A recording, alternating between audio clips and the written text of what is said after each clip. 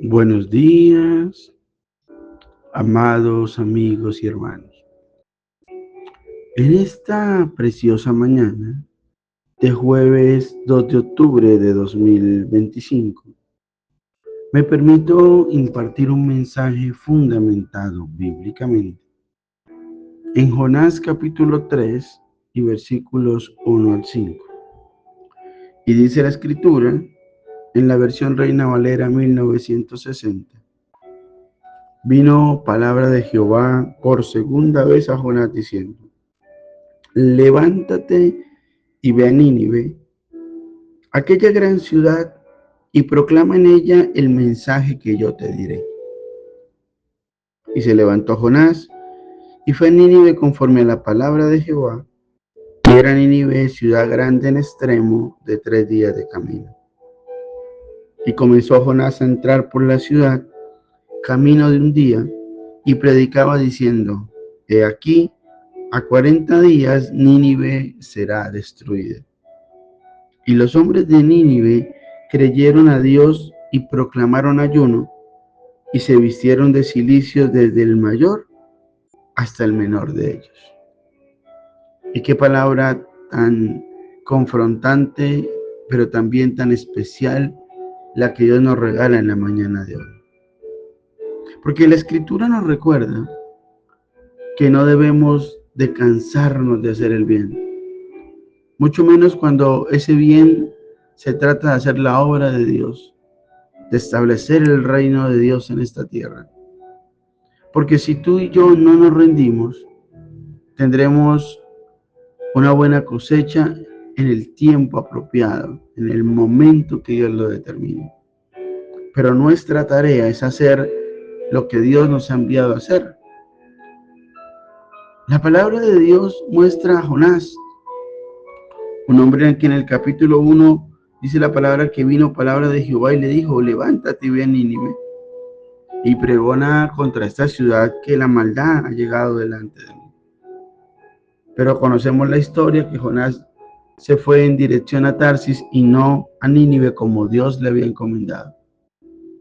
Sin embargo, más adelante, después de que la necedad de Jonás hubiese traído consecuencias y todo lo que ya conocemos en la historia, viene la palabra y dice que nuevamente el Señor Dios le dijo por segunda vez: levántese y ve a Nínive y proclama el mensaje que yo te diré.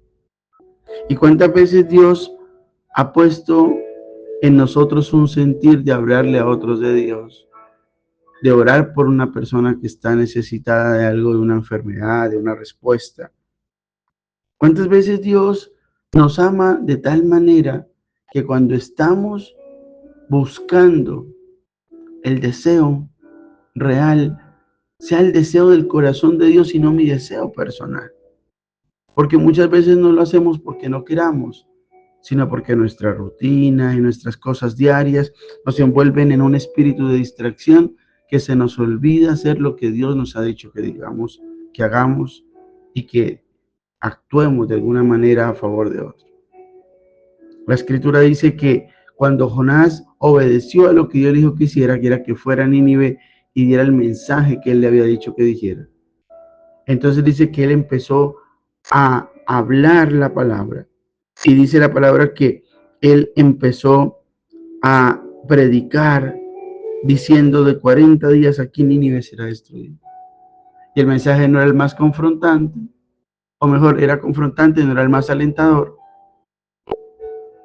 Sin embargo, como era la palabra que Dios le había dicho que dijera, que es algo muy importante, que tenemos que ser genuinos en decir lo que Dios diga que digamos, y no lo que nosotros queramos hablar y la gente quiera escuchar.